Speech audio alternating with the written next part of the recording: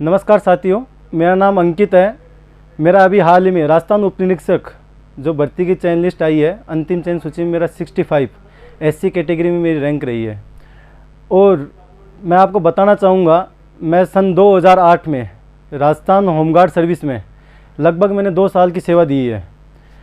उसी दौरान मेरा जैसे ग्रेजुएशन कंप्लीट हुई और मेरा ग्रेजुएशन कंप्लीट होने के बाद में मेरा जनवरी 2010 में दिल्ली पुलिस में कांस्टेबल के पद पर मैं चयनित हुआ। लगभग 5-6 वर्ष के बाद मुझे ऐसा लगा, पहले तो ऐसे महसूस होता था कि कोई दिक्कत नहीं है, अपने पास में अपन नौकरी चाहिए, वो मिल गई अपने को और अपन मतलब कि ठीक है, अपना परिवार है जो पालन पोषण कर लेंगे। उसी दौरान मुझे महसूस हुआ कि एक रैंक होना बहुत ज़रूरी है आदमी के पास में। उसी रैंक को मैंने 2016 के अंदर मुझे बहुत महसूस हुई इसकी।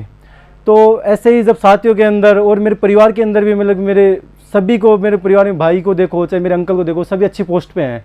सिर्फ मैं एक ऐसा बंदा था जो एक कांस्टेबल के पद पर कार्य था, जिसको मतलब कि मेरे को थोड़ा सा ऐसा फील होता था कि मेरे को मेरी रैंक या मेरे को ऐसे बताने में, मैं कभी किसी को बताता था तो ये बोलता था कि मैं दिल्ली पुलिस के अंदर एक सिर्फ दिल्ली पुलिस में नौकरी करता हूँ। ये नहीं बता पाता था कि मैं एक कांस्टेबल के पद पर कार्य करता हूँ।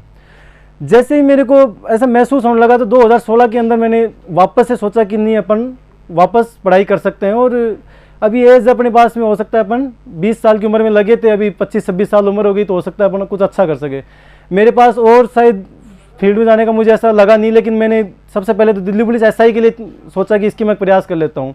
उसी दौरान राजस्थान एसआई की वैकेंसी आ गई और मेरे को ऐसा लगा कि मुझे अब राजस्थान एसआई के अंदर ही चयन में होगी। उस टाइम ऐसा लग रहा था कि एग्ज़ाम जल्दी हो जाएगा, डेट नोटिफिकेशन के साथ ही डेट आ गई थी एग्ज़ाम की भी। तो मैं राजस्थान आ गया और यहाँ मैं तैयारी करने के लिए जयपुर आके मैंने तैयारी करना शुरू की। तब इन्होंने डेट फिर पोस्टपोन कर दी और फिर उसके अंदर लगा कि लेट हो गई एग्ज़ाम, तो फिर मैंने वापस ज्वाइन करना पड़ गया। लेकिन मैं उसी दौरान पढ़ाई को कंटिन्यूटी रखा कि राजस्थान की जितनी वैकेंसी आप कभी उठा के देखो, टाइम समय तय पे मतलब एग्ज़ाम नहीं हो पाती है। पिछले 3-4 साल में हर एक वैकेंसी को आप 4 साल तक मतलब चलती है लगभग कंटिन्यू है। तो यहाँ पे जब भी तैयारी करता है बंदा, उसको सबसे बड़ी तो एक पेशेंस रखना बहुत ज़रूरी है कि 3-4 साल तक कंटिन्यू उसको तैयारी करनी पड़ेगी। लगभग एटलीस्ट 2-3 साल तक एग्ज़ाम होते हैं, उसके बाद में आपकी पता नहीं कब लिस्ट आएगी, कब रिजल्ट जारी होगा, तो उसका एक बहुत बड़ा वो डिस्टेंस बहुत हो जाता है। तो पेशेंस बहुत ज़रूरी है। तो सब इंस्पेक्टर के लिए भी आपकी यही है कि मैंने जैसे कि मेरे को तो 6 साल में, जब मैं यहाँ आया था 6 साल बाद में बुक्स वापस खोला तो मेरे को लगा कि यार अपन को करना क्या है, मुझे आता कुछ नहीं है। 6 साल में सब कुछ माइंड से सब कुछ वास हो गया था। फिर मेरे को लगा कि मेरे को आता कुछ नहीं है, लेकिन मैंने ये है कि रिपीटेशन को एक बहुत जरूरी समझा कि जो चीज़ अपने पास में है, ये बुक है, अपने को इसको रिपीट करना है। अपने को आता कुछ नहीं है, इसको बस बार बार पढ़ना है। और मैंने उसके ऊपर ही बहुत ज़्यादा गौर किया कि रिपीटेशन अपने को जितना ज़्यादा करेंगे उतना ज़्यादा बेनिफिट होगा। एक किसी भी प्रैक्टिस सेट, जो अपने मैक्सिमम प्रैक्टिस सेट होते हैं, उसको बार बार देते रहो। ऐसा नहीं है कि जरूरी भाई एक की कोई पर्टिकुलर किसी की प्रैक्टिस सेट मैं बताना चाहूँगा, किसी की XYZ किसी की भी हो, वो चाहे इजी हो चाहे हार्ड हो, कैसे भी हो, लेकिन वो प्रैक्टिस सेट देने चाहिए। और उनके जितने भी सॉल्यूशन है उनको बहुत अच्छे से देखना चाहिए, उनके ऑप्शंस को बहुत अच्छे से टटोलना चाहिए, ताकि उसको अपन को एक क्वेश्चन के साथ में अपन को 3 एडिशनल जानकारी मिल जाती है। और एक धीरे धीरे करके एक वो बहुत बड़ा एक अपने पास में बूम हो जाता है एक तरीके से।